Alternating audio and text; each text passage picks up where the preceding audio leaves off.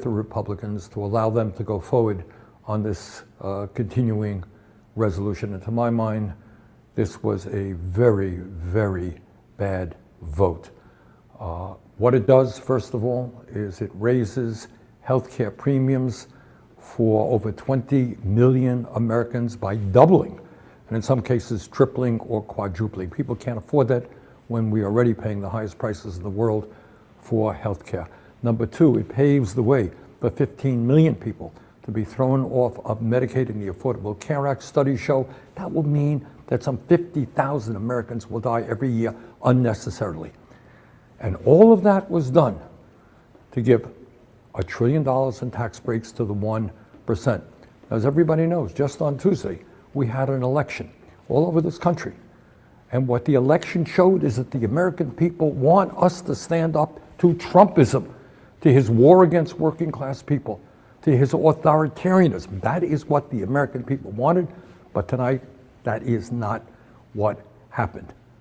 So we've got to go forward, do the best that we can to try to protect working class people, to make sure that the United States not only does not throw people off of health care, but ends the absurdity of being the only major country on earth that doesn't guarantee health care to all people. We got a lot of work to do. But to be honest with you, tonight was not a good night. Thank you. Wait till I'm not. Good morning, everybody. Welcome to the Don Lemon Show. Thank you so much for joining us. Just before we get started, I'm going to say I'm with Bernie on this one, and I have gathered a great group of people to discuss. Thanks for joining. Make sure you hit the thumbs up. It does affect the algorithm. More people become aware of our conversation. I know there's going to be great engagement. I see it already because people I'm pissed. Welcome. And I've got a bunch of people. They have great shows on YouTube. I went to independent media and independent journalists because this is where it is and we can speak how we want. Reese Colbert is the host of The Reese Colbert Show on Sirius XM Urban View. Michael Fanone, the host of the Michael Fanone Show on YouTube. And you can follow me on Instagram and also my Substack platform. Pass that down to those guys. Jack Cottrella, host of the Jack Cottrella Show on YouTube. And you all know who it is. Jolly Good Ginger, host of Jolly Good Ginger on everything. So thank you guys for joining us. Look, when I told you guys I was coming here, and I had no idea that this was going to happen. Yeah. I just happened to get to D.C. Let me tell you my journey last night. Now I understand they're saying people are hurting. We went through the airport last night, Mike and I. When I got there, the TSA line was not that long, right, because there were so many flights that had been delayed and canceled. I think people probably, before they got to the airport, they said, plus it was Sunday in the middle of the afternoon, it may have been a bit different. But then I talked to the guy who was in the TSA line, and he said, it's been tough because a lot of people aren't showing up at work, right? And either they're calling in sick. And then when I got to the other side, the guy checked my bag because I had the camera equipment in there, and he's like, what is that? I said, it's a tripod or whatever. And I started talking to him, and he said, I'm about to miss 3 paychecks. Yeah. So I get it. And then our flight was delayed for 3 hours, and then we sat on the runway. I get that. But you guys know how Donald Trump has been telling people the entire time, short-term pain. Right. Short-term pain. Mm-hmm. And then wait till in the long run, it's going to be great for you. Mm-hmm. And they bought it. Yeah. And Democrats had the leverage. They had, the polls were on their side. Mm-hmm. They won last Tuesday. Yeah. And then all of a sudden, they back away from a fight that they were winning. Yeah. I don't understand it. Well, just to even make the point on air travel, because I feel like this has become such a big topic of the conversation. When you're talking about the effects of the shutdown, we're looking towards Thanksgiving. There's already been reporting about just the mass retirings that are happening. And Sean Duffy even said, come Thanksgiving, things won't be fine. You're still going to feel these effects. So it makes you come back to Democrats. If you were always going to bitch out and you were going to cave, why did you allow so much pain? And what message did we get across? I just don't understand. It doesn't make sense. The effects already happened. The impacts are there. People were hurt by this, and they don't want to hear anybody's excuses about how the vote in the December and and we'll see. And Mike Johnson doesn't give a shit about a promise that you made with John Thune, and just people are hurt, and then they don't care about the fake promise. And to add to that, here's my problem. there's this argument that they had to do something because Republicans. Chase the Northern Lights with a rail pass. Travel by train to the Arctic Circle.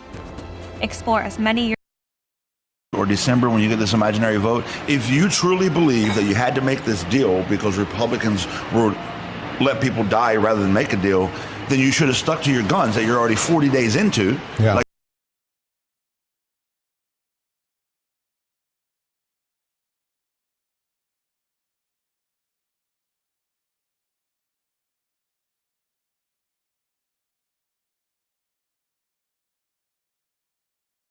you said, Republicans got their back against the wall. Voters just showed up on Tuesday. These furloughed federal workers, yes, they're going without pay. Yes, it sucks for them. But even these furloughed federal workers are standing up and saying, at least the Dems are fighting. We want to see them fight. We like that. And so if you believe the Democrat or Republicans are just going to let people die, then hold the line, because they're going to let people die in December when you get the vote any goddamn way. Well, because the outcome in the end, it's a better outcome. And look, I'm more than willing, and I won't tell you what I have done, but I'm more than willing to help sponsor a family, all right? Because I know in the end, healthcare, affordable healthcare is important to every single person in America. Yeah. And if people can have affordable healthcare, and if they can have affordable healthcare, then they can end up dying. So I understand that the long-term goal outweighs what's going to happen. I don't want anybody not to have a great Thanksgiving or not to whatever. I'd be more than willing to help out with that. But I think that Democrats, the one time that they had to fight against this authoritarian regime, to show that they had some backbone, and that and to put Republicans, like, to move the needle with Republicans and with MAGA back to a country that is manageable, and they just went, well, I'm sorry, so many people are hurting. And it's like, Republicans knew that Democrats were going to do that. Yeah. I'm not a Democrat, but people who are not MAGA have big hearts. Right, yeah. Democrats have big hearts, and they go, okay, I feel bad for suffering. Sometimes you just got to go, you got to do what you got to do. Do they have big hearts, Don, or do they have a weak spine and a weak backbone? Because from my perspective, like, what I've seen is a Democratic Party, again, speaking as not a Democrat, unwilling to meet the moment, unwilling to respond to the will of the people.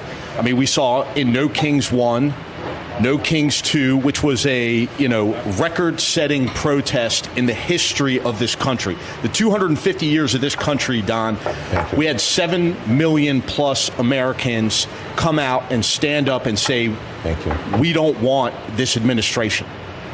And what do the Democrats do? They seemingly respond in that they are willing to shut down, allow for the government shutdown. And listen, I'm someone I knew ahead of this that I was going to lose access to health care in 2026. Right. I cannot afford the increases that have been proposed because I buy my insurance on the marketplace. I will not have health insurance in 2026.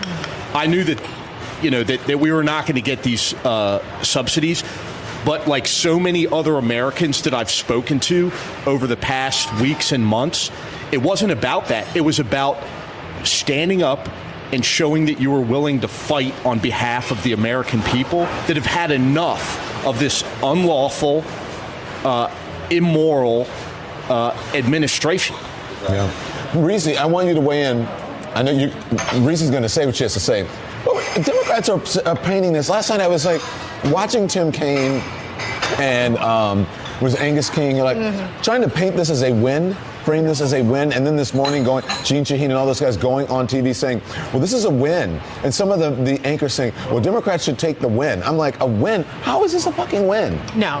First of all, if you're looking for a Democratic spin, turn the TV off. Okay. As Don Lemon would say. Because that's not what this is going to be. You do not get to gaslight America after you cashed a check or after you wrote a check that your ass couldn't cash. They could have avoided all this and just funded the fucking government 40 days ago. I could have lived with that. I could have said, hey, listen, when you vote Republicans, you get Republican policies. Democrats can't stop Republican policies from being implemented, but you don't get to tell us all to saddle up and ride at dawn for healthcare and then be like, just kidding, 40 days after misery has been inflicted. Republicans manufactured every bit of harm that was caused by this. Sean Duffy said we're going to cancel flights. There was no reason for it to do it. And then that accelerated people not showing up for work and things like that. Trump held SNAP benefits hostage, but the courts had Trump on the ropes. The public opinion was against the Republicans, and the Democrats folded. I know not all of them, but at the end of the day, you need a united caucus to combat an authoritarian regime, period. Yeah. And so why take people through all this if you're going to just fucking cave? And then to try to patronize us and throw a rock and hide your hand, Chuck Schumer, and acting like, oh, it's these gang of eight who. No, you're behind this. What was the Gang of Eight? They're not up for re-election. Yeah. What's actually craziest about that? Go ahead, please. And then hand it back to Reese, please. Is the last person to join was Tim Kaine, right? And his reason why he said, "Oh, I got on board a little late," because there are already some rumblings. There were Democrats. Fetterman was voting yes the whole time. But what Tim Kaine said in the press conference last night, which was the worst thing I've watched all year. It was terrible, right? I'm sure we're going to check out some clips. It was embarrassing. But what Tim Kaine said is, I got in last because, I wasn't really focused on the shutdown. I was more focused on elections in Virginia. I was so caught up in that, I wasn't really thinking about the minutia. If you were watching the elections in Virginia, what you saw is people overwhelmingly turn out to say, Democrats, have a fucking spine, fight back, stand up to this administration. There are so many furloughed, fired, pissed off federal workers in your state. You should understand they showed up to the polls and said, we need you to continue to fight. So it's an idiotic thing to say, and that's all I'm seeing is just idiotic statements from these Dems. I want to jump in real quick, Jolly, in that nobody showed up to vote for Abigail Spanberger because she was some inspirational character. She ran a campaign of, I'm going to say nothing. I'm going to let my opponent out crazy everything and everyone. And she stood in the shadows. She's not a fighter. She didn't inspire anyone. The people that voted for her, like myself, they voted for her because they were looking to oppose the Trump administration. And that's just a fact. I don't know a single solitary Spanberger voter that turned out because they were so inspired by her or her campaign. But can I just say, we're not upset that the government is on the way to reopening. We never wanted people to suffer. What we're upset about is, what was the fucking point if you were going to get jack shit? What was the point of it all? You could have just to be humiliated. Yeah. And here's the thing: we lost 8 or 10 million Biden voters in 2024. Democrats, even Democrat voters, are some bitch asses. Have shown that they will stay home if they are not motivated. They have shown that if you cannot make a distinction to them as to how your policies and your leadership will move the needle, you can say racism, sexism, all kind of stuff, but we got our ass kicked when it came to the popular vote for the House and Congress, which is rare that we lose the popular vote for that. We got our ass kicked in the Senate as well. So people have already shown us that if Democrats do not move the needle for them, or they don't feel like that, they will stay home. And so the idea that this is somehow some kind of 10-dimensional chess for 2026 that will improve our chances of winning is delusional. The only thing that potentially will save Democrats is if there is apocalyptic misery that will force people to vote because they will vote for a potato sack over Republican. That's what we saw on And Tuesday. we were almost there. We were on the verge of apocalyptic misery led by Republicans, and I believe that every Democratic voter knows that Republicans were responsible for what was happening. Listen, at the end of the day, if we look at how Democrats consistently vote, it's not with us, the constituents. How many of us were calling the phones? How many of us were going? I personally, thankfully, because of my job, I have contacts in Senate. I contacted Tim Kaine's office personally last night. Said, Tim Kaine, not as a creator, I'm your constituent. We don't want you to vote yes on this. Don't vote yes on this. My voice didn't matter. The only thing that matters is these donors' voices. Yep. Listen, Democrats you can bet on taxes coming next year and Democrats never being able to read the fucking room. Yeah. We just got a great victory on November 4th, an amazing victory. And not even a week later, Democrats said, how can we fuck up this momentum we have? How can we fuck up this hope that everybody's feeling? How can we destroy the hope that people have? Oh, I know. Let's cave for no fucking reason. Listen, what we got out of this, federal workers got something out of this, and that's good. Federal workers would have got this either way. Hold the fucking line on health care like you said you were going to. That's my fucking point. So here's my thing. So last night, as I was watching some of the reporting and talking to sources, and they were like, well, Chuck Schumer hasn't really even been involved in the negotiations. And then I'm like, wait, what? The leader? So what is that, the leader? What does that say about his leadership? He hasn't been involved in the negotiations. And he's going to vote no. I'm like, what does that even mean? What does that mean? It means that they think we're stupid. That's what it means. Yeah. Either they think we're stupid, or you are a feckless, worthless leader, and you should resign your position Or as. both. Or both. Or both. It's embarrassing. It's actually embarrassing, and this is why people think Democrats are weak. This is why the Democratic brand is in the tank. And I know people are saying, don't blame all Democrats. Don't blame all Democrats. When the minority leader says, oh, did I do that? Did they do that? Oh, I don't know how this happened. It makes all Democrats look weak. Let's just be fucking for real. I need people to come to reality and realize how bad this makes Democrats look. And not just how bad this makes Democrats look, but how much worse it's going to get, because this is emboldening the hell out of Republicans. They know that they can extort any kind of concession out of Democrats because we don't have the stomach or the spine for it. Yeah. And I think that you talk about the failure of leadership from Chuck Schumer. Don, you opened the show, clip from Bernie. You said, I'm backing Bernie. Bernie woke up this morning, and he got even more involved in defining what the Senate's going to look like come 2026 with an endorsement of Peggy Flanagan, who is the lieutenant governor of Minnesota. She was posting last night about this is an abomination, this is disappointing, this is feckless, this is weak. But earlier in the day, she was tweeting, I'm not taking money from AIPAC, I'm not taking corporate money. And those are the types of candidates that Bernie has endorsed in these primaries, in these Senate races so far. And I think Bernie is the leader right now in the Senate. You know what else Bernie's endorsed? Sorry. You know what else Bernie's endorsed? Medicare for all. Yep. Bernie has endorsed universal health care in a way that makes sense to Americans because we're the only fucking developed nation that will let you die with diabetes. Diabetes, the root word is not supposed to be die, but in America it is. Because in this country, what's about to happen now that Democrats have caved is these premiums are going to get so high, you're not going to be able to afford fucking insulin. Bernie has been right from the beginning on doing the most basic thing that you can do, and that's just give health care to Americans. And oh, by the way, had we listened to Bernie on this fact 15 years ago, 20 years ago, then they wouldn't be able to play with ACA subsidies. They wouldn't be able to play with American health care because it wouldn't be a fucking issue. So when Democrats say to us, oh, well, we had to make a decision, it was either people starve or get health care, are you dumb? Can I say, Then fight if for we had real listened to healthcare. John Conyers, because he was the original sponsor of Medicare for All. But let me put this on the voters too, because we could talk about who Bernie endorses, we could talk about all these progressives, we could talk about the old guard, all these things, but people got to get their ass out and vote. And unfortunately, this makes it harder for us to get a new wave of people in there. But at the end of the day, people continue to stay their ass at home and allow either A, Republicans to win, or bad Democrats to win these primaries and get reelected. So there has to be some accountability for the voters. But today, I'm still feeling all the smoke for the Democrats for putting us on this worthless, pointless shutdown battle. And there's only one thing that they can do right now. Well, not like Senate Democrats aren't going to do it.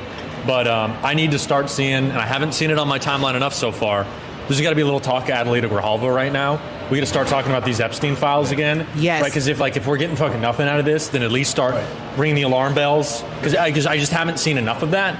And I know we need to take the moment and be like, what the fuck is our leadership doing?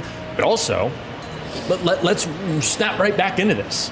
Can we pick the momentum up? Like House Democrats, Jeffries put out his statement. I don't want to see a statement from Hakeem Jeffries. I'm going to say, all right, Republicans, if you're getting what you want, it's time to bring the House back into session. You're going to do it Wednesday. I want Adelita Grijalva sworn in the second Mike Johnson touches down in D.C. It's time to see some Epstein files. Because I think that we understand, or maybe Jeffries for the first time in a while does understand, like where the momentum is going. And people are furious right now. We have lost so much trust long term in our party leadership and just in the party generally. So if we are not immediately talking about Epstein, I don't know what we're doing. Yeah. Well, what was Donald Trump doing while all of these negotiations were going on last night? What has he been doing over the last 39, 40 days? Trump? Yeah, we're going to talk about that after a word from our sponsors. Support comes from Graza. Now, let me tell you something. If you're looking for the perfect gift this season, forget socks.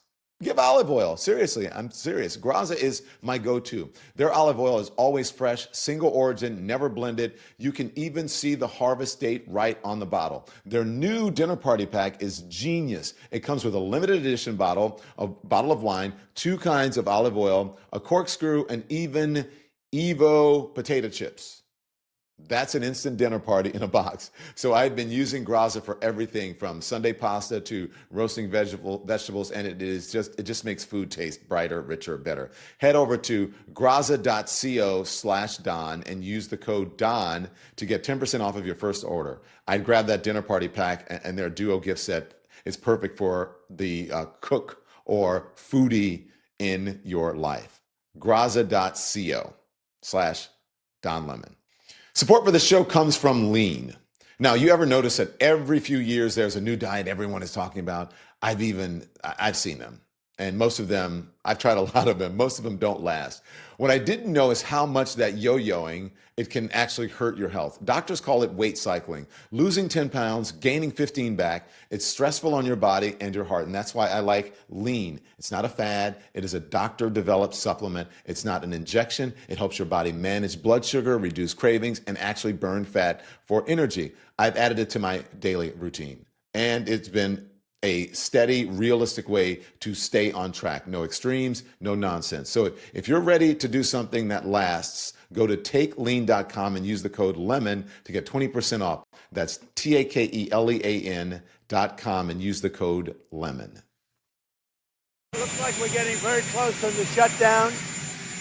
We'll never agree to give any substantial money or any money to really prisoners, illegals that come into our country. And I think the Democrats understand that. And it looks like we're getting close to the shutdown ending. You'll know very soon. Thank you. Will it end tonight, sir?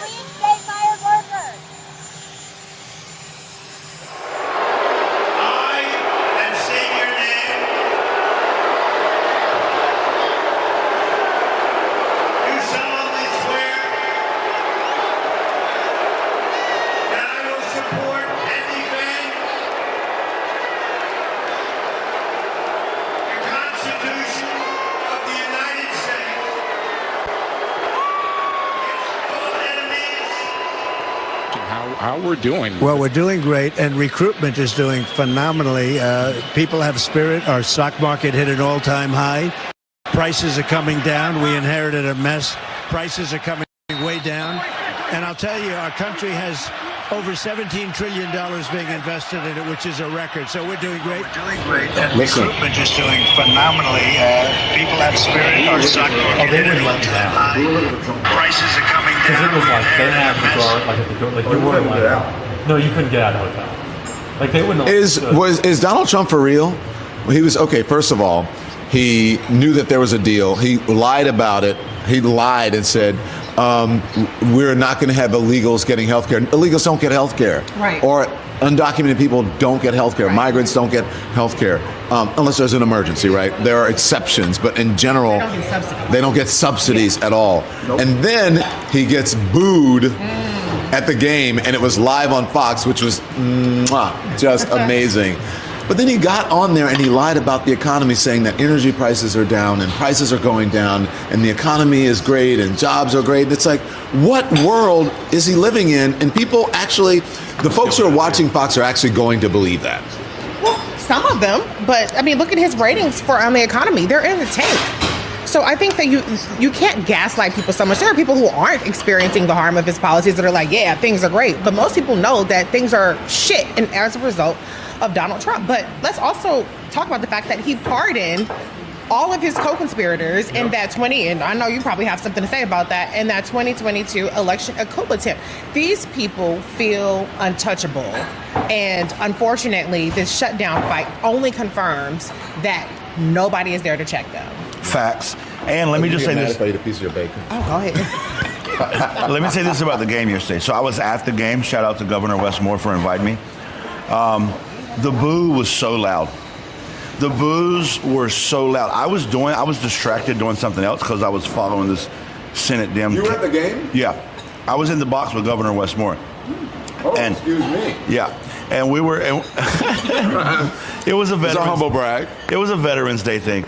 But I was tracking on my phone the Senate Democrats caving in, and I heard this boo. It was so loud. It was such a loud boo. I said, what the hell? Looked up.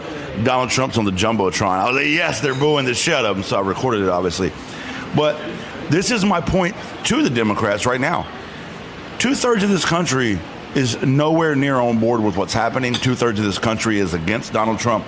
2/3 of this country is booing Donald Trump. I mean, when it comes to popularity, he doesn't have it. And so for once the Democrats were doing something right, like Reese said, was holding the line, had everybody's back against the wall. Their move was popular. What Democrats were doing was popular. And somehow still managed to fuck it up. And here's my theory. It's holiday season, and all their corporate donors need them to open the government back up and get the airlines moving so that all the corporations don't lose money. Fuck what the constituents say. What does corporate money say? That's my theory. Yeah. And it's pretty obvious why Trump is back to this healthcare lie. It's like he's talking about, the illegals stealing your healthcare, because they know what's next is this healthcare fight. But they're not going to actually have a vote on it. They're not going to have a vote on it because Trump is saying, it's the illegals. So why would they have a vote if it's for the illegals? Like, Trump is already setting the narrative. He's already making it very clear that this vote isn't going to happen. And I'm tired of seeing Democrats just kind of do the half response and go, well, Donald Trump is lying about illegals taking your health care. Actually, undocumented people in this country pay over $100 billion in taxes every year. It's mostly payroll taxes. So it's Social Security, it's Medicare, it's unemployment benefits. These are things they're not accessing. Correct. They're supplementing your health care. They're not stealing it. And I feel like we are always playing on their terms. We're always having this discussion how they want to. And I know it's like, maybe today's not the day to go, Democrats should have some spine, because clearly that request is just way too far. But I'm really tired of every argument being had on their terms. Whenever we're talking about crime, we got to go, well, a Republican really liked what I did here. Republicans are really approving of this. It's like, no. Like, what we do when Democrats have success is successful because of Democrats. It's not because a Republican gave us a little attaboy, a little pat on the head. And every time that we have the discussion on those terms, we're losing. Every time we need them to reward us for doing something, we're losing. And I'm just so sick and tired of it, and it's happening again. But they're always writing the script and shaping the narrative. The thing, and then like if someone else gets a hold of the pen and starts writing the script, right? They come back and we got to edit this, and then they win on the edit. You're like, wait, what is going on here? The thing is, though, if I were a Democrat, I'm sorry, Democrats, I would turn in my membership card. If I were a Democrat now, I would turn in my membership card and say, you know what? I'm out. I was joking with my friend, but half of mine, I was like, these Democrats are going to make me turn into a Republican. Like, I'm sick of this. Oh, hell no. No, let me tell you. Let me tell you why. Whoa. No. I know. I'm kidding. That will never happen. But because did you say cancel Don? Yeah. But because of the messaging, let me tell you why. Because Donald Trump goes last night. Remember, you're paying for this money. He flies low over the stadium. Yes. That fuel is coming out of your taxpayer money, your hard-earned money, or the money that these people are not getting paid. He flies low over the stadium, and then he gets there. The messaging, it's all so great. It's because he's tanking. They sent him to the game to try to up his popularity and his approval. He gets there, not only does he go to the game, he does something and they boo the shit out of him, but then he does that interview that we just showed, right? He does the interview, they send him there, when the Washington Commanders have the ball, they're headed into the end zone, he does an interview and he goes, they need to get a touchdown here. And then he talks about the economy, lies about it, and then they get a touchdown. I'm like, Democrats, come on, like learn some shit. From the Republicans. That they need to learn from the Republicans. Do I want to be a Republican? No, I'm just saying. I was just trying to make a point last night. But also, Mike, you can talk about that. But then Donald Trump is down there at Mar-a-Lago while people are not getting paid at a fucking Great Gatsby party where there are scantily clad women dancing in champagne glasses. And Democrats are worried about, well, how's it going to look? And Riverside helps with the entire process of making a podcast, from recording to edit and even generating clips off. They're financial donors than they are about the will of the American people. At the end of the day, I mean, Be specific. Financial donors like what? AIPAC. The crypto lobby. Crypto, Do you know how much yeah. money crypto gave? Do you know how much money crypto gave more money than any other corporate interest by far in the last election? And they were given to Democrats. They spent $30 million to beat Sherrod Brown, but they also gave, it was $20 million to Slotkin, not directly, but they spent it to make sure she could win. She voted for that Genius Act, by the way. All these Democrats, and they're right to say, we should not allow members of Congress to trade stocks. The Genius Act, the crypto bill that they passed, that crypto wrote for them, doesn't allow members of Congress to trade, to buy crypto, right? Because they have a major influence over it. But do you know who it does allow to do that? The President of the United States. Yeah. And why? Because Donald Trump has allowed crypto to run wild. Right. And so there are Democrats who are owned right now by these crypto companies, by this lobby, and it is just crazy. I'm sorry, this one drives me crazy.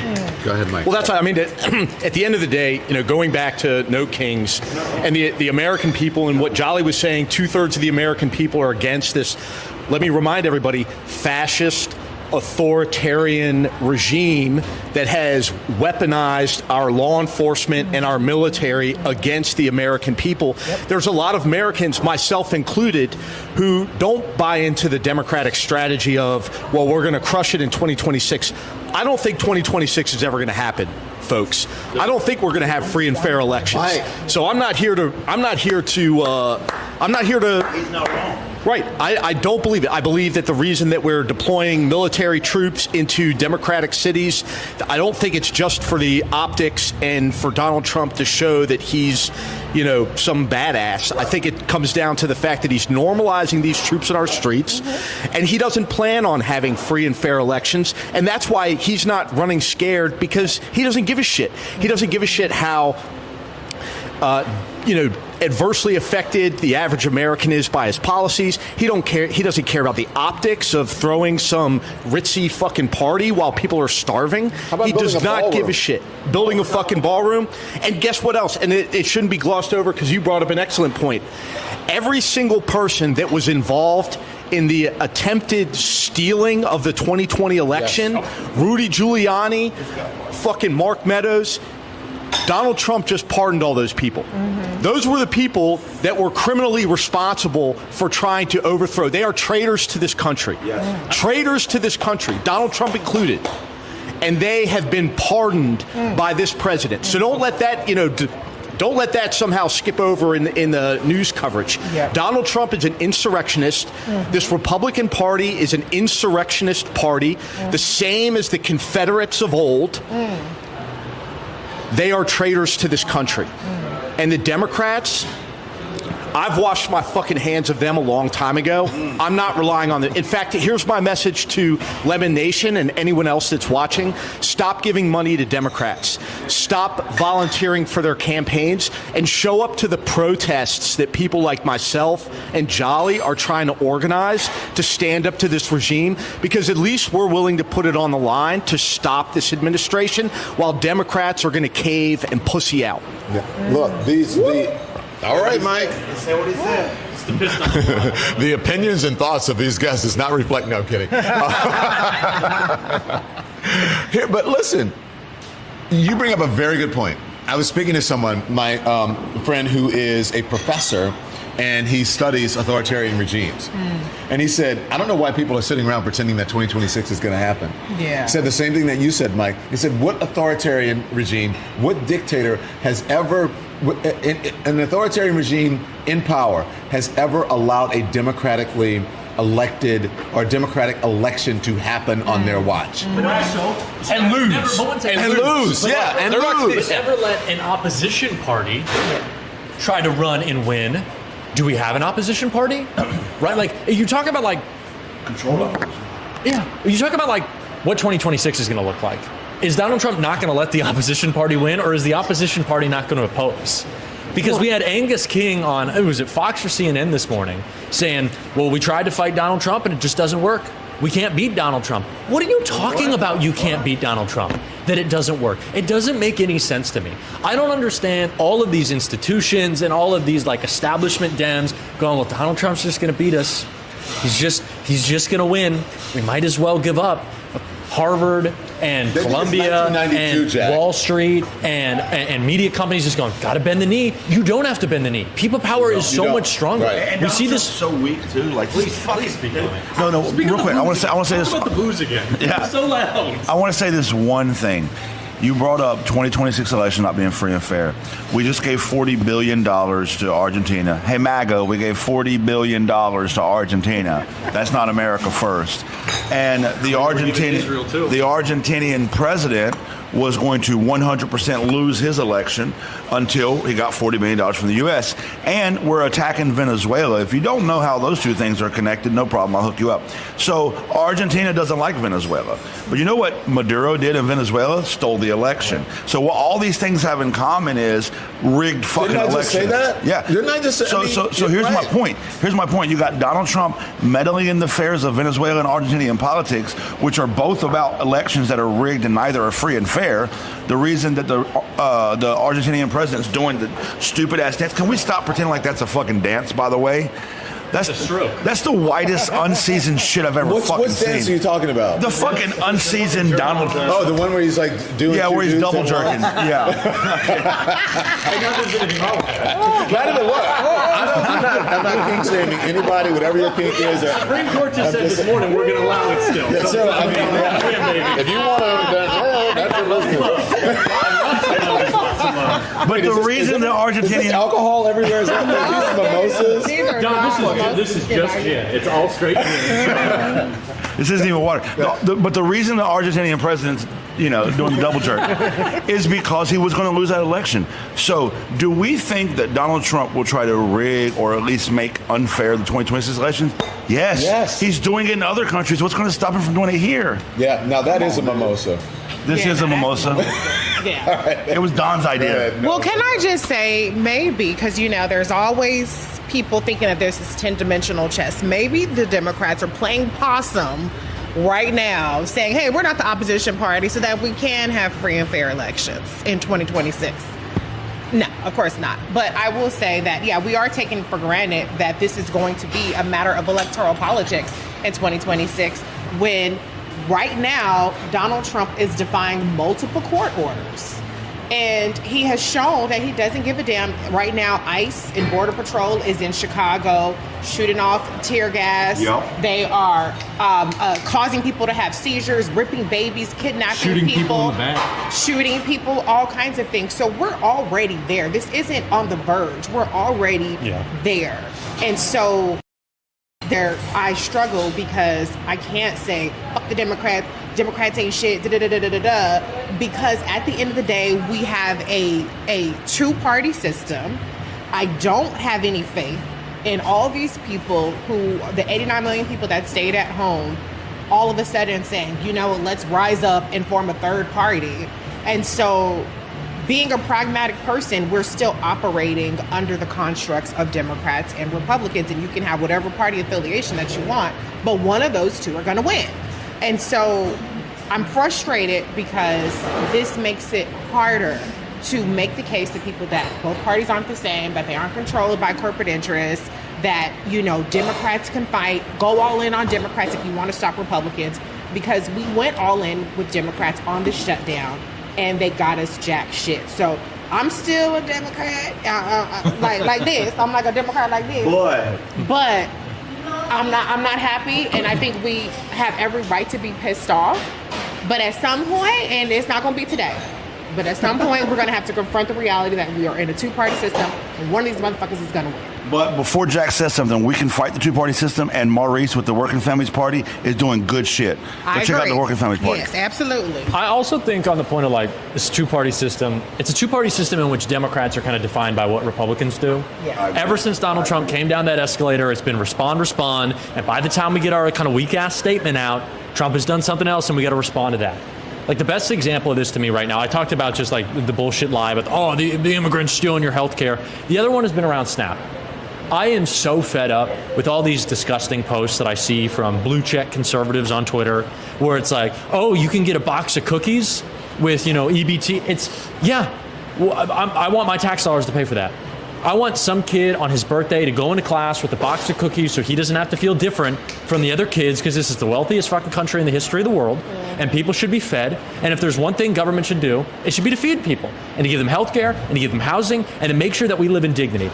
But Democrats have been on the back foot. Hold on. How long have we been giving, EBT to giant corporations? And that's the point. But here's the thing. Do you know who makes the most money? Who's mooching the most? It's Walmart. Because we are subsidizing them not paying their employees enough to live. And then do you know where so many billions of those dollars are spent? They're spent at Walmart. So we're subsidizing them not paying their employees. Then we're subsidizing their profits. And it's insane because all we hear is that like Zohran Mamdani is going to be bringing bread lines to New York City. Donald Trump has already brought the bread lines all across the country. And we just won't say like, yeah, people should eat. And it's okay if someone has a cookie. I saw some tweet that had like 200,000 likes from some insane person saying that like the only thing that people on Snap should get, and by the way, these are people who are working. These are people who aren't being paid enough to live. And they're working. Even if they're not. Or they can't work. People should be able to fucking eat. But people should be able to eat. And they're saying we should give them Nutriloaf, which is like what they feed people in prison to torture them. It's literally like, oh, it's disgusting, but it's enough to sustain basic human life. Basic human life. And at that very same time, we're seeing reports that Ghislaine Maxwell is getting DoorDash delivered to her prison. And then working that on, we're paying for. And then working on having her sentence commuted. She's working on a commutation. So how are we not saying as Democrats, hey, people should be able to eat and eat food that brings dignity to their lives. But the sex offender who's Donald Trump's best friend, and I guess a sex offender who is also Donald Trump, yeah, we shouldn't be shelling out for the 5-star, 4 seasons, ritzy prison experience that Ghislaine Maxwell gets. I don't know why we are so on the back foot and we have to say, well, there maybe is some abuse in the SNAP system, and maybe we want to look into that, and we're so sorry, we're so sorry. No, stand up, say it with your chest. People should eat. This is the wealthiest country in the world, and if you love America, you should want everyone in America to live with fucking dignity. And I don't know why we're always on the back foot. But Jack, people are starving and the Republicans are mean. And I think in this whole process, we have shown the American public just how awful the administration is and that Donald Trump doesn't You showed how weak Democrats were. Yeah, I'm just saying, like, duh. Listen, when you have not. You have not. When my son was 6 years old, it was my oldest child, so I was new to having a kid in school. I got a letter home that like his account was like $2 in the negative or something. Oh, I'll go fix it. And I didn't know I could use the app. I went to the school. I said, hey, I want to fix my son's account. And she opened this book, and I could see over the counter is a book with a bunch of accounts in the negative. I said, what is that? She goes, oh, it's all the kids. I said, what happens if they're in the negative? She said, once it's past $20, kids can't eat. So I said, this is outrageous. So I said, how much is the total negative? It was like, listen to this. This is a whole school. It was only like $2,300. $2,300 negative, but I got kids not eating. Yeah. So first of all, I pulled my card out and I paid $2,300 on the spot to clear that book. But we have money in this country, to your point, to feed every child in every school. We have money to feed. I actually don't care if you work. I don't care if you're the most mediocre human being on fucking planet Earth. If you're alive, president right correct. Now, fucking real mediocre. Right. If you're alive, you deserve to eat. Food should not be a conversation. And I don't know who said it, but somebody mentioned the corporate welfare. That's the real fucking crime here is corporate welfare. And so when I hear mostly white people and generally mediocre white people complain about welfare, this is just a way to deflect from your own insecurities of failure and blame other poor people for you failing. Listen to me. Other poor people are not the reason you haven't made it. You are. Corporations are the ones holding you back. Either get on board with us and stop being a class traitor or shut the fuck up. All right, hang on. 2 minutes, a word from our sponsor. We're back. We're hearing from more Senate Democrats. You're going to hear from them. Support for the show comes from Ollie. I talk a lot about my dogs. I do. I talk a lot about my dogs all the time. Boomer, Barkley, and Gus Gus. And, they're my family. So I'm picky about what I feed them. That's why I switched to Ollie. It is fresh, human-grade food made with real ingredients like chicken, beef, and sweet potatoes, not mystery meat. Okay? You fill out a 30-second quiz, and then they build a custom plan for your dog.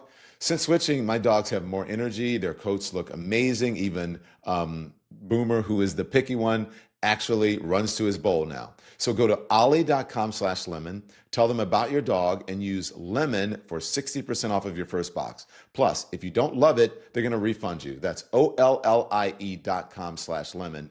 Use the code LEMON for 60% off. Support comes from Cozy. The holidays for me mean one thing: quiet nights at home, tree lights glowing, dogs curled up, a fire, low music. That's when I reach for my Cozy Earth blanket. It is made from viscose from bamboo, so it keeps you warm but somehow cool at the same time. These make the perfect gift. I've given Cozy Earth sheets to friends and family, and everyone says the same thing: I can't sleep on anything else now. They're soft, they're breathable, and you get a 100-night sleep trial plus a 10-year warranty. And right now, their Black Friday sale is already live. Black Friday sale already live. So stack my code DON, stack it up for up to 40% off at CozyEarth.com. Trust me, wrap the ones you love in luxury or treat yourself with Cozy Earth. Thanks to our sponsors. Well, Joe, you have to go back to what the strategy was at the beginning of the shutdown. There were two goals, both of which I support. One was standing up to Donald Trump. The other was getting some resolution on the ACA premium tax credit issue. The problem was the shutdown wasn't accomplishing either goals, and there was there was zero likelihood that it was going to.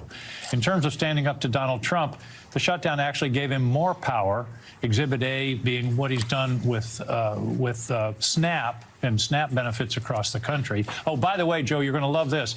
Guess who's getting paid during the shutdown? Not the park rangers or air traffic controllers, the ICE agents.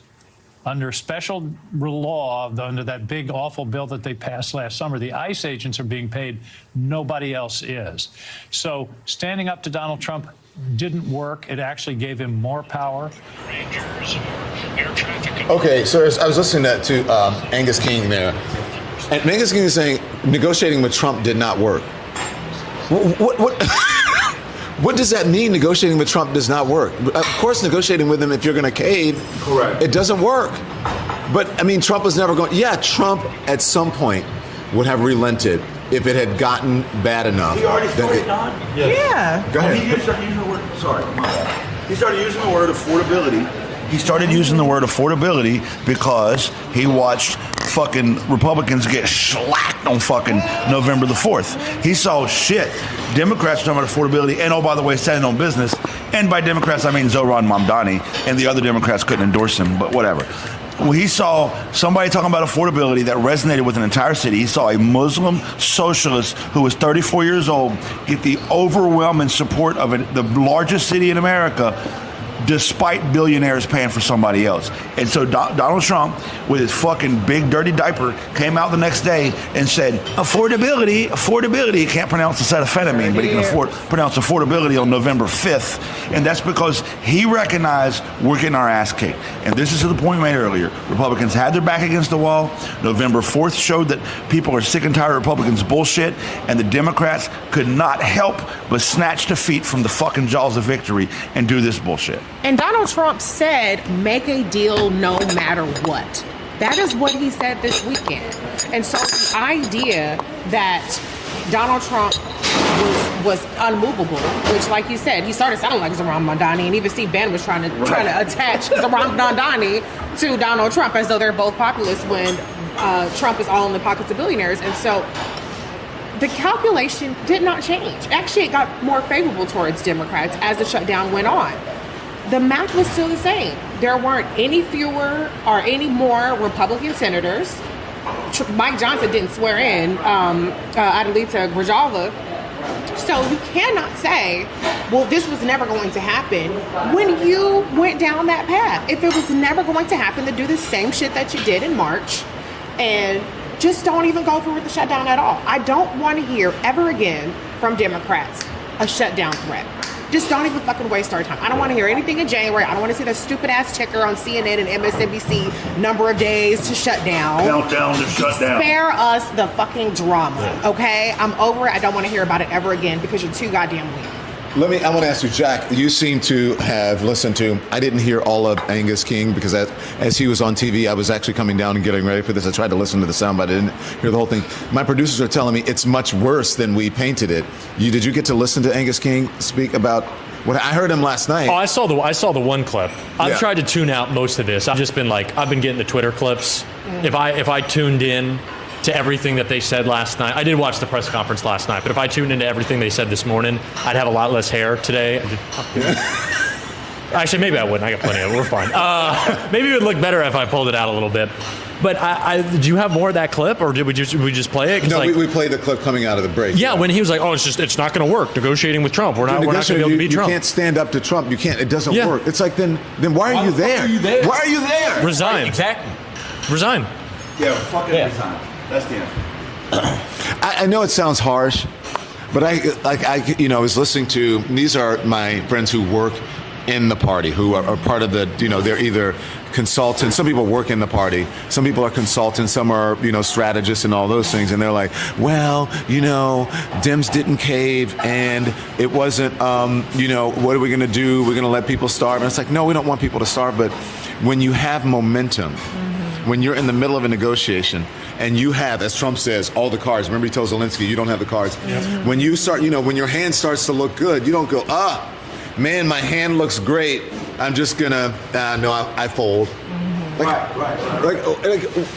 I don't understand. I know my hand's better than theirs, and they're putting their money in the pot, but I'm gonna fold before they lose. But you said that he was already saying affordability, Yeah, right? he was. Talking about Yeah, affordability. he was. But do you think at some point that they would not have said, that Trump would have said, okay, we got to come up with some sort of compromise if you just, because they had the votes. Blow up the filibuster. Right. And it was funny because he didn't even want, he was saying like day one, like Wednesday. Trump was like, well, we got to talk about affordability. Quite frankly, there's this word affordability, and Everybody's using and then they love me, and I'm affordable, or fucking something stupid like that. But then the next day, after one day, and I also found it hilarious. Like you saw, like Vivek Ramaswamy, forgot he existed, but he was like, Republicans didn't do a good enough job messaging on affordability. I'm like, my man, messaging. Did you see that? You're shit? in charge. It's not the message. You're in charge, and you didn't do anything. But Trump said it for a day. On a day, he was like, we got to do affordability. Next day, he was like, well, it's actually Fox News' fault, the Fox propaganda outlet, because they weren't giving me enough credit. Like, he immediately moved on. It became like the media fascination. It was the mainstream media wasn't doing enough for Trump. The mainstream media wasn't doing enough for Trump. Really? Are you serious right now? And so he moved on from it immediately. They weren't going to change. Trump was just pissed. He wanted Republicans to fold. He was telling them to blow up the filibuster. Yeah. You're talking about we don't have the cards. Trump was giving you the cards. He was showing you his hands. Don, also, one thing to add on to what Jack is saying and respond to what you said, negotiation doesn't mean compromise. I'm fucking sick and tired of those two things somehow being conflated, okay? If I'm holding your fucking purse over the cliff, I'm gonna drop your purse off the cliff where you pay me $20. It's not a compromise. You're paying me 20 fucking bucks. I hold all the cards. Right. So, like, to Jack's point, it was very clear Trump's back was against the wall. Republicans' backs were against the wall. It was very clear that Democrat messaging was working in making the everyday American understand that the shutdown was Republicans' fault. We had representatives outside Mike Johnson's office holding signs. We had, voters show up on the 4th. I mean, this was one big culmination of Democrats finally winning. So how do you negotiate from there? You tell these motherfuckers, I'm not going to let up until you get up. Yeah. You don't compromise. So this idea that you can't compromise with Trump lets me know you don't know the first thing about what a negotiation looks like. Yeah. Well, and if folks said, people are not getting a paycheck or whatever, just say, blame. A peace plan for Gaza. For the plan to advance, Hamas must disarm. Instead, Tonight. I think that these people think that it is, it's like not even Barack Obama. Like, it's not even 2008, 2009. This is like 1992.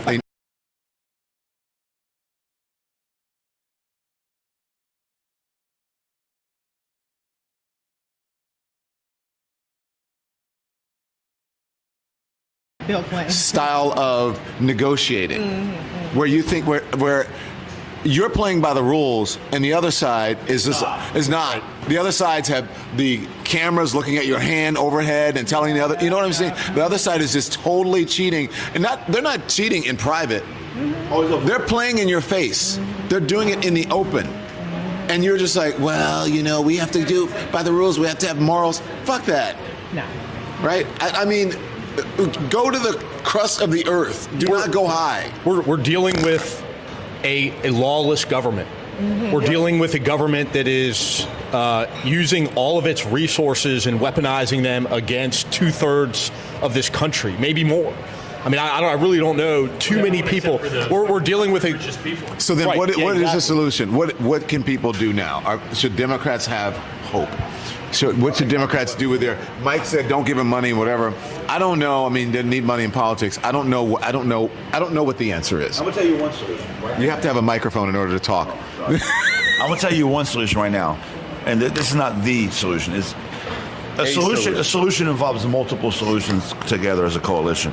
Us as creators, as leftist creators, independent media on the social media platforms have started to form an alliance. Myself, Alex Perlman, Liz Booker Houston. I can make a long list. We've been talking since last night.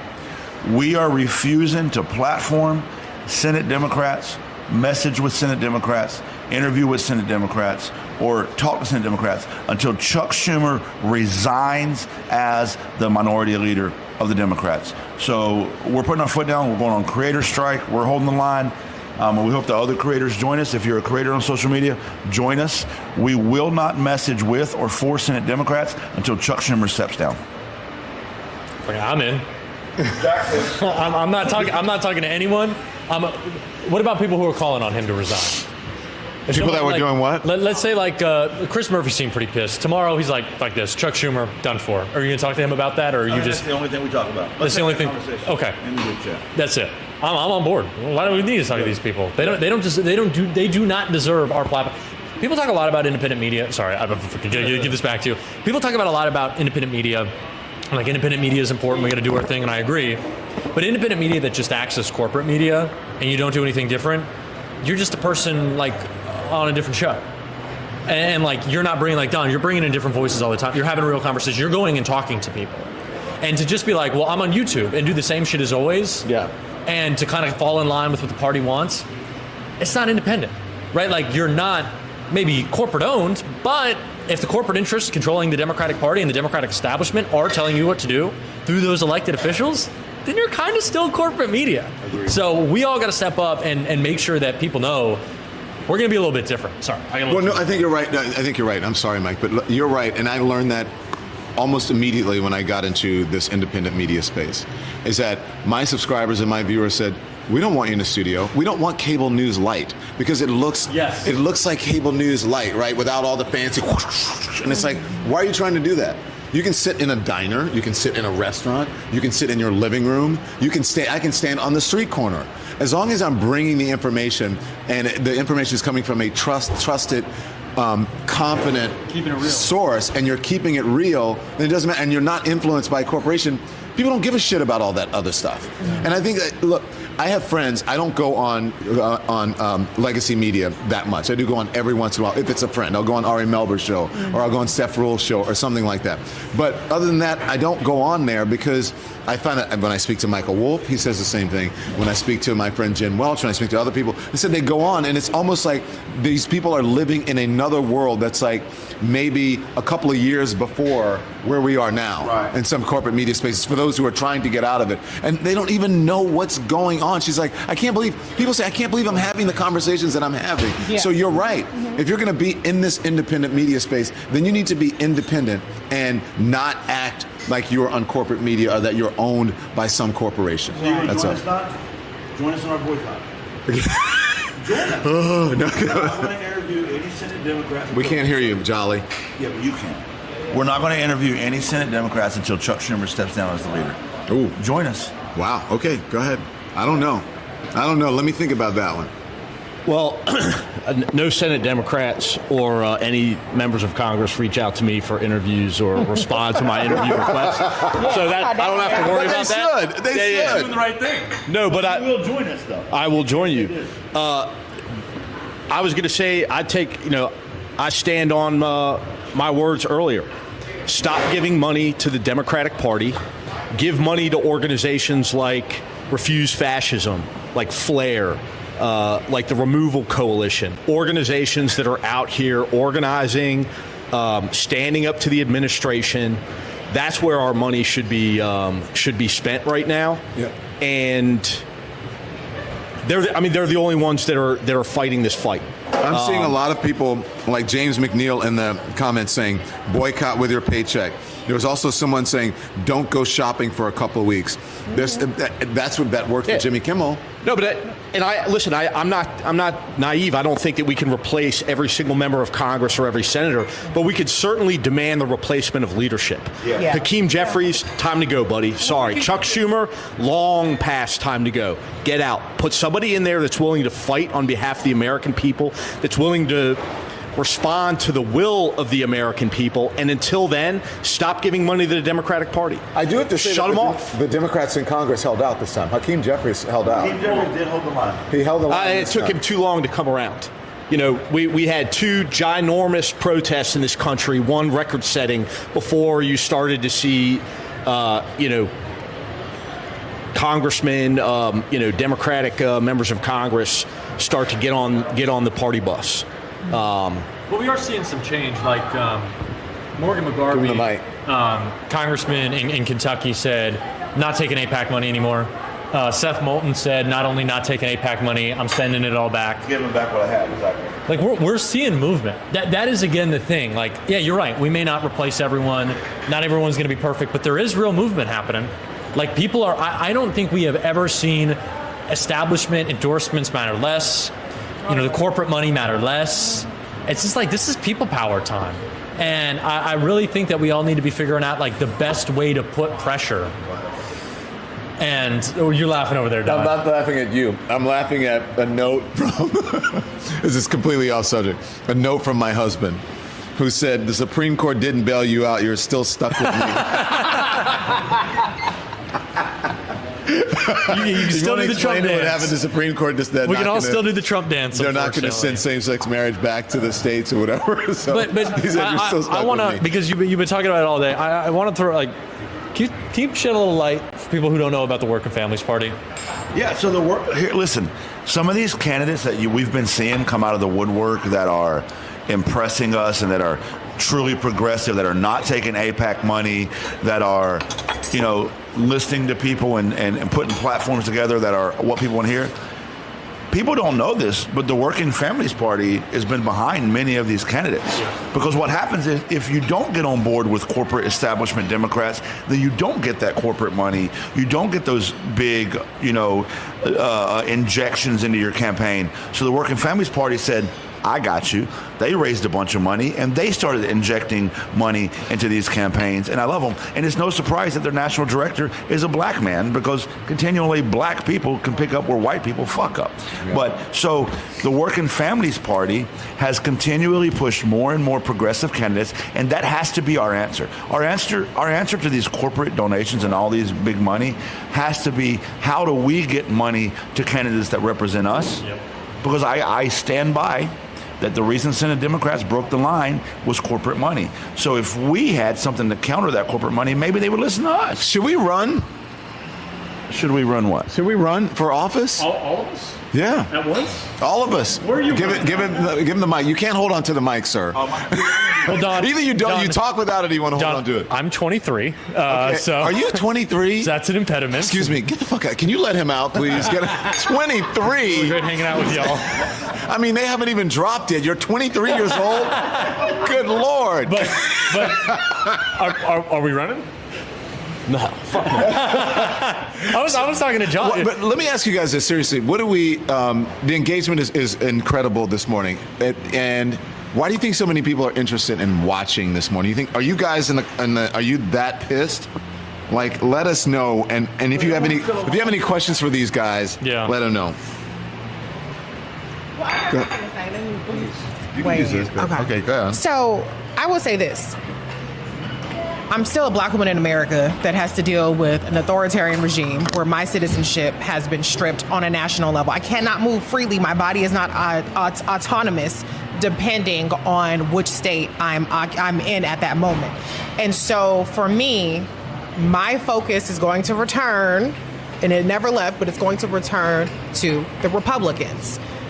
I don't have to convince people that Democrats are our saviors, because they're not. They're not the cavalry. They're not going to save us.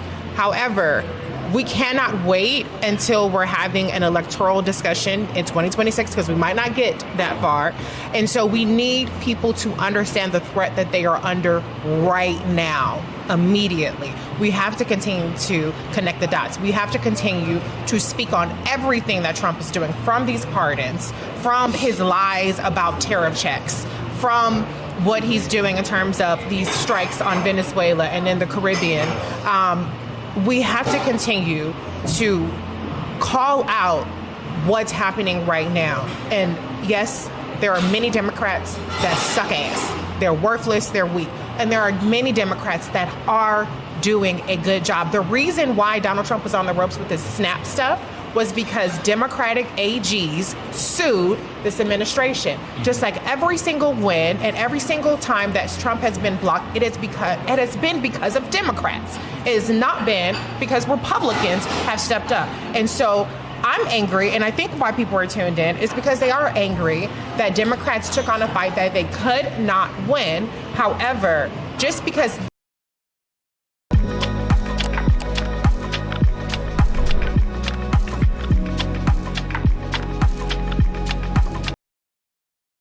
and point out who is on our side and who is against us, and not just against us in terms of $15 minimum wage versus the federal minimum wage, or Medicare for all versus this. I'm talking about our existence. Yeah. That's what I'm fighting for. And so I join everybody in being pissed, but I will also be the first to say, okay, but now let's look at this strategy, the local electoral politics. My husband is the politician in the family, not me. And I will continue to call out how fucked up and demonic these Republican policies are. Well, I will say, too, as well, go ahead, you can, Mike, but I will say, too, as well, look, I haven't given up on the Democratic Party. We can bitch. I mean, this is like this is a bitch session. You can have a bitch session, and we should become the Democratic Party. We should, that's what it should be. That's the point, but that's the point. To Reese's point, this is a two-party system. And by the way, let me just say, I agree with Ket Mangusha, whatever, I can't even say it, in the chat. I am so pissed, but we can't give up. Release the Epstein files. Yes. Go ahead, John. No. So to Reese's point, this is a two-party system. So now I'm going to go back to giving praise to the Working Families Party. Yeah. The Working Families Party has not asked anybody to change their party affiliation. Yes. They are backing people who are winning Democratic primaries. Right. They are backing people who are joining the Democratic primary and then winning them. Mm-hmm. And that is the way. What we do is we get a new party like the Working Families Party to get 10, 20, 30, 40, 50 reps under this two-party system in, and then now we have a bunch of people in there who share these values that the Working Families Party shares, and then maybe they change their party, whatever. But a third party has to be a ground-up effort. I get so sick and tired of when every 4 years there's a third-party candidate out there, Jill Stein, who's just fucking everything up, white lady. So there has to be a third, but I'm dead serious. Jill Stein comes out every 4 years, steals all the money, grifts the hell out of it, splits the vote, and then she's gone. Where's she at now? Where's she at? So vacationing in Russia. Third parties have to be built from the ground up, and again, the Working Families Party is doing that. They're backing people who are candidates, but they're not asking them, don't be a Democrat, because they recognize we're in a two-party system. And they're doing it the right way, and they're backing progressive values. And to Jack's point, it's working. By us keeping our foot on their fucking neck, AIPAC money is starting to be just denounced. By us keeping our foot on their neck, people are starting to recognize, oh shit, these people aren't just as stupid as politics as they used to be, thanks to us independent media exposing what's happening behind the closed doors of Congress. So I agree with you. It's a two-party system. We must operate like it's a two-party system, but that does not mean that we let establishment, corporate-backed Democrats control the party or the narrative. We push them out, we get progressive Democrats in, and then we fight for a third party. That's the methodology. I'm with that. I say release the Epstein files. Swear in, Adelita. Let's not forget, like, a lot of this is over a distraction. A lot of this is a distraction from the Epstein files. Okay, so I've asked a million times. So you think that, I want to try to give people some hope before we let them go. I mean, is there any hope? Adelita Grijalva is getting sworn in on Wednesday. She should. Well, the House is back in session for the first time in 2 months, and that is what Mike Johnson said was the holdup. We know what the holdup was. It was the Epstein files. Our president is a pedophile. Let's make that clear. Let's make that obvious if it wasn't already. But she's probably... I hate that I even have to say probably at this point. Isn't that crazy? He's a pedophile, allegedly. No, I'm saying it's crazy that this is the problem. I'm not going to get Don sued. Allegedly. For the purposes of Don, I'll say it on my show. I'll take the lawsuit from Melania. Reportedly. But we don't know that. But isn't it? We don't. But isn't it crazy that we're still saying that Adelita Grijalva, House will be back in session, probably sworn in? Yeah, it is crazy. Like, how are the alarm bells not going off on that? Yep. But that is what you have to look forward to, is the squirming, the freak out that's going to happen in the White House over this vote. And, when I asked Hakeem Jeffries about it, when you ask really any Democrat Congress, they're saying it's only going to be 218 signatures on that discharge petition, but the amount of House Republicans who will vote to release the Epstein files out of fear of what happened if they don't, and then the freak out that's going to come from Trump. That's what people don't realize right there. Because they're not going to sign the discharge petition, but when it comes to an up or down vote, there's going to be a lot of Republicans in the House and in the Senate who are going to have to vote for it, because they know that their constituents are going to lose their mind. Like, they can run away from questions from reporters, they can try to hide, they can not talk about it in town halls, but when it's an up or down vote, Trump is going to lose his mind. So you really have that to look forward to. The Truth Social meltdown is going to be beautiful. There's going to be ketchup all over the White House. I guess that is my positive note. Someone in the chat said, panel, do you think part of the answer is getting more progressive candidates and primarying more conservative Democrats? Yes. Yeah. Absolutely. Yeah, 100,000%. Yeah. I told people I remember in 2016, because I knew what was on the line with Donald Trump winning. I knew that Hillary Clinton, in order to have a democracy that we needed to, or at least some sense of normalcy, it needed to be Hillary Clinton, whether you liked her or not. Yeah. And then, the whole Bernie Sanders thing. So for a while, I didn't fuck with Bernie. I don't mean like I didn't agree with a lot of what he's saying. No, I totally fuck with Bernie. I'm like, Bernie was right the entire time, and I was, I was wrong somewhat on Bernie. I was shocked that at the Democratic convention back in 2016, that there were actually people screaming Bernie, after Hillary Clinton had become the nominee. That didn't happen at the Republican convention after Donald Trump became the nominee. Everybody stood by him. Hate, Don. They're unified by hate. They're unified by bigotry. To Jack's point, the reason they don't want Adelita Grijalva to be the 218th signature is because then Mike Johnson will be forced to call this on a vote to a floor. To anybody who don't understand how this works, when the vote goes to the House floor, every single Republican will have to go on the record as to how they vote on releasing these files. And they're actually worried about that's where the unification breaks. Right now, they're unified, but they're hanging on by a thread. As soon as this vote goes to the floor, people got to say yay or nay. And it's already been made clear, Republicans have said, they will break rank when that happens. They're not going to vote yes to protect pedophiles. So what Mike Johnson wants to do is push this vote off until December 2nd to get that counter vote in on that special election that's running out in Texas somewhere. So that's the finer points of these politics. But to your point, we're a big tent party. We need to realize that some of our candidates go further right and some of our candidates go further left. And we're not going to unify the way the Republicans unify under a feeling. We have to unify under an idea. Yes. Unify under a plan. But Jolly, the energy in the party is on the progressive side. Well, but here's the thing. You're talking about unifying under an idea. People are asked, how did Dems win some of these tougher Senate races? Honestly, I think we run independents. Dan Osborne, Nebraska, we need more of that. Even talk about Ohio, talk about Missouri. I don't care if Bernie Sanders is an independent. He's one of the most progressive Democrats out there. Yep. We take such a hit because of the Chuck Schumers, because of the strongly worded letters.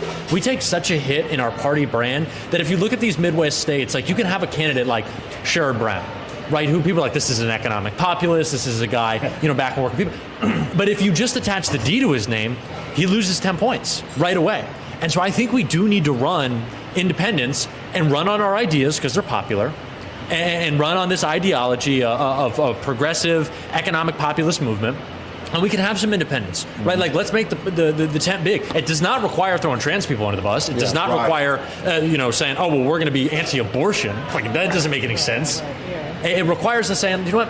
If the Dem brand's not right, if people are not rocking with it, let's just run some independents in the states where it's tougher to win, and having that D in front of your name is a killer. And let's bring those people into the tent. I think that's fine. I'm seeing in the chat also people saying this is not going to pass the House. I don't believe that that's right. I think they already have the votes in the House to do this. Huh? What's not going to pass? This what the Senate is doing. They said that the House won't. Yeah, It's 100%. it's 100% going to pass the House. That's what they wanted. Yeah. They're giving Republicans what they want. Right. They're not voting, they're the majority party. They're the majority. They have the vote. So What can I say, Don? yeah, go ahead.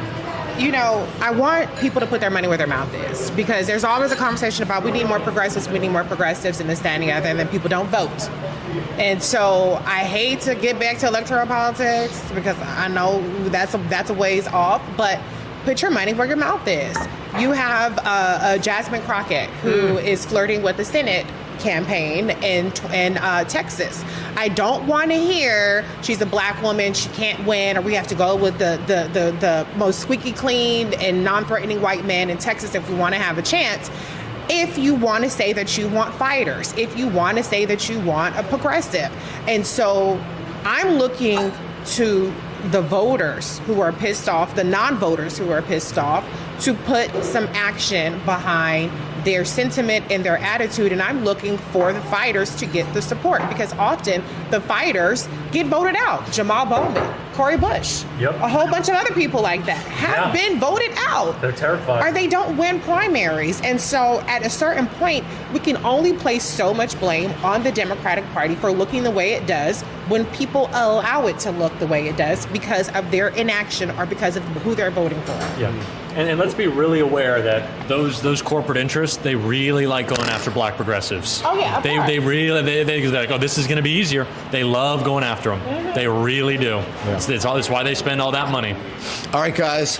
Thank you. I hate to leave because today's engagement is this was a blast. Incredible through the roof. You hate it. I hate it. I blast. What are you throwing me under the bus for? And watch later on these guys' channels, because it's going to run on their channels a little bit later if you want to share it with your friends. Reese Colbert, what's your show? Reese Colbert Show on Sirius XM Urban View. I'm on Clay Kane Show. Shout out New York Times bestseller Clay Kane. Tuesdays and Thursdays, Sirius XM Urban View. I'm on Roland Martin Unfiltered Thursdays. Follow me, Reese Colbert, on all socials. I'm pissed off, but I'm still going to bring it back to reality and give you the solutions that we should be working for in a pragmatic way. Okay, and with some cussing. And don't forget about your games. Oh yes, okay. And I have 2 card games that I created and I own it. Trademarks, hello. Sounds About Right is my trivia game, and Am I Trippin' is my party conversation game. So cop that, amitrippinggame.com. Thank you, Don. Yes, of course. Independent. Go ahead, Mikey. Mm-hmm. Yeah, so follow me on, follow my show, Michael Fanone, on YouTube. I'm on all the social media platforms, and if you want to support me, I am, an independent media personality. You can follow my Substack as a paid subscriber. I truly appreciate it, and that's what keeps me going. So thank you. If you're on YouTube, if you're watching on Instagram, if you're on YouTube, Jack Cocciarella Show, last name Cocciarella, difficult to spell, JD Cocciarella, I know, right? Shout out the Italians. They didn't make it easy on me. On Instagram, JD Cocciarella, go give me a follow.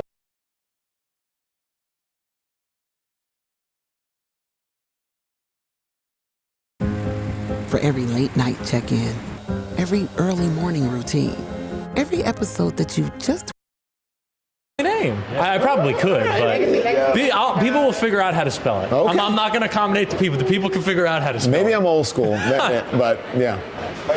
They tried to get me to change. When I first started, people were like, one of my first news directors said, "Do you ever think about changing your name, Don Lemon? Like what about like Don Smith?" And I'm like, "Are you out of your mind? Like people pay for a name like Don Lemon, like right? Like Jack Lemon. It's like, you know what I'm saying? Unique. And it'll stand out. It's unique, yeah, but she thought it made me sound silly and like, you're not a news anchor. It's like, whatever, because your name is Lemon. Look at me now. Yeah. Million subscribers on the way. I am Jolly, Jolly, Good Ginger. I made that name way before I thought people would actually follow me, but now it's my name.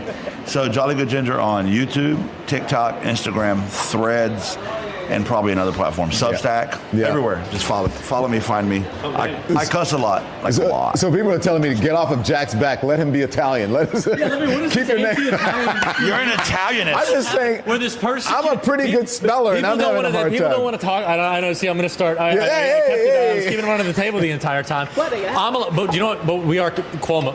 No Cuomo though. No homo? We can discriminate. Oh, no Cuomo. We can discriminate against that Italian. Because you know that he does saying. not represent us. Yeah, that saying is no homo. That just sounded like whatever. No. This has devolved into a whole lot of things. Thank you guys for watching. Okay, so look, I appreciate you watching. You know what I say all the time. I'll be back here. As a matter of fact, we're in D.C. For the next couple of days. I'm going to go. We're going to do some man on the streets. We'll probably pop up live occasionally throughout the day and this evening. But you know we're back here for sure at 5 o'clock Eastern time, as we are every day, every weekday, 5 p.m. Eastern, 10 a.m. and 5 p.m. Eastern, right here on the Don Lemon Show on the Don Lemon Channel. So I see you back here at 5 o'clock. Be informed without being inundated and turn the TV off. Thanks so much for watching.